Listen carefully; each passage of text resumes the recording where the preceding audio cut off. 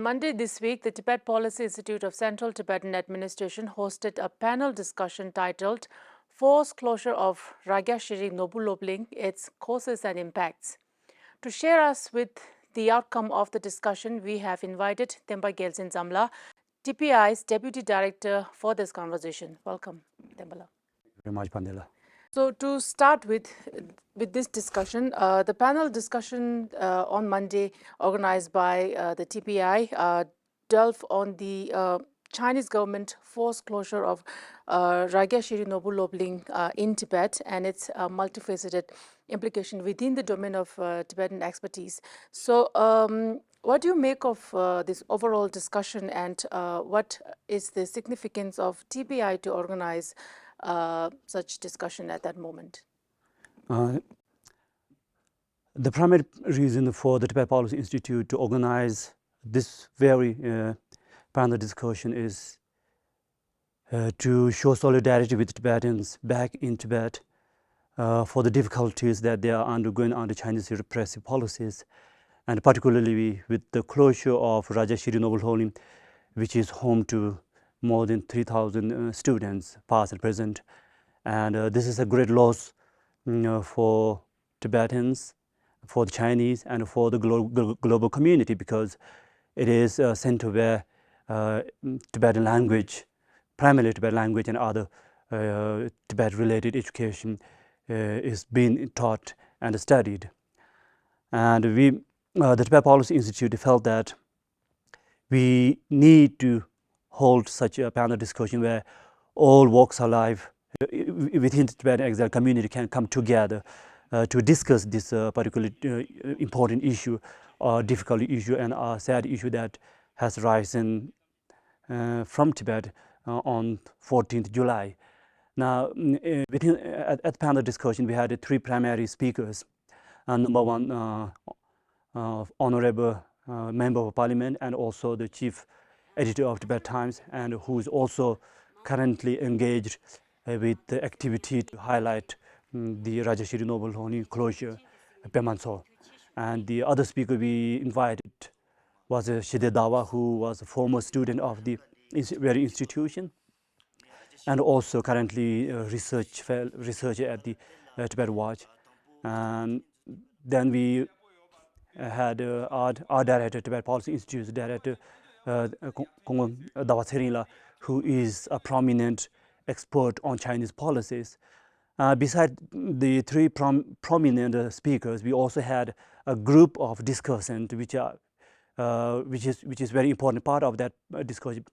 We had three honorable members of parliament present for the discussion, and we also had the spokesperson of Central Tibet Administration, and also we had the additional secretary from Education Department, and we also had representatives from Tibet Youth Congress and Tibet Women's Association, and also International Tibet Network. Now, gathering of such a diverse group of speakers and discussants is to highlight that we hold this particular closure very important, very serious, and that we are in solidarity with the Tibetans in Tibet, and that also sending a message to the Chinese government that we are not happy with this, and that we will raise this issue on the global stage. From the discussion, Tenzin Mala, I guess, the Additional Secretary of Sherig, she mentioned about her involvement or research on this topic of school closure in Tibet, and she also mentioned in recent times a few of the other schools in Tibet, like Ragya, Sherig, Norbu, Lobling, where Tibetan language were offered, and Tibetan traditional knowledge were also being taught there at the schools, right? So what do you have to say about that? Now, the incident that you highlighted about Tenzin Ma's narration about Ragya, Sherig, Lobling and her research in that particular institution, this is another highlight of the event that Tenzin Ma was a former research fellow at the Tibet Policy Institute when she took Ragya, Sherig, Norbu, Lobling as a success story within the Chinese rule, where the Tibetan language is be allowed to study within a particular institution. And but with this closure, Tenzin Pema's very research on the wonderful success of that institution highlights that Chinese government is not happy with any success of any Tibetan. So since 2008, the Chinese government has closed many Tibetan language institutions, and also there has been many instances where prominent Tibetan business personals, scholars, religious personalities were gradually either put aside or not allowed to engage with the activity that they are putting out. So basically, they do not want any Tibetan to become prominent, and they do not want, the Chinese government do not want Tibetan institutions to become prominent. So this is clearly indicated from this very closure. And also highlighted at the panel discussion, one particular highlight was the story narrated by Sherig, who was a former student of that institution, and that the tree in the picture that you see tree within the campus of that institution was planted by him and other students of his time, and the tree has bloomed into its maturity, and it's the metaphor is that the tree is at its peak to produce fruits or other plants. But similarly, the institution which was set up in 1994 is 30 years young, which means it's at the peak of its glory, and unfortunately it's being forced to close through different means by the Chinese government. And this clearly indicates that the very occupation of Tibet by the Chinese government is to occupy the land and extract its resources, and it wants to marginalize Tibetans and also eradicate Tibetan identity and Tibetan heritage, and gradually synthesize the very identity of Tibet. And it was strongly highlighted by all the speakers and discussant at the panel discussion that this closure of Raja Sherig Noble Holding is one instance of many closure, and the reason behind this closure is to eradicate Tibetan identity and Tibetan language.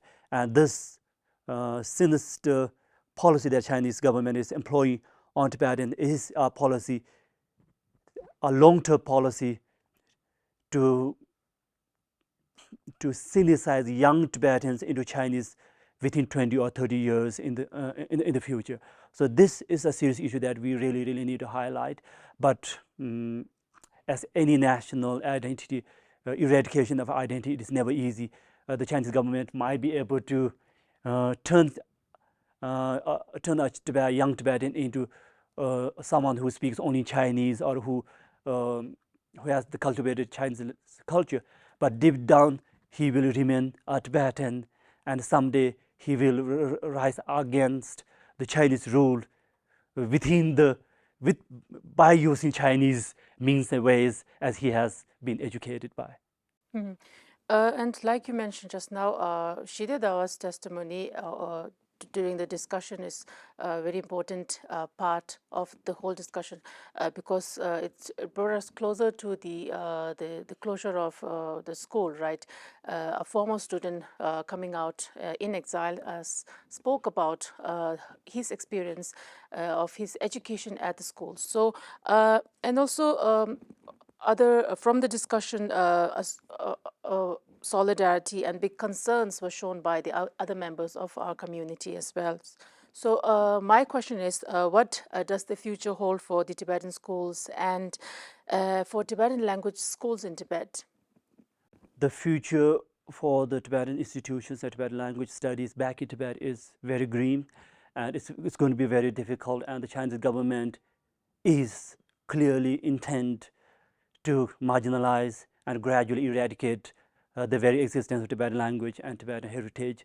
And this is what the Chinese government intend to do, and they have this long-term policy, as I stated earlier, of within 20 to 30 years gradually have turned Tibetans into Chinese. So it's going to be very difficult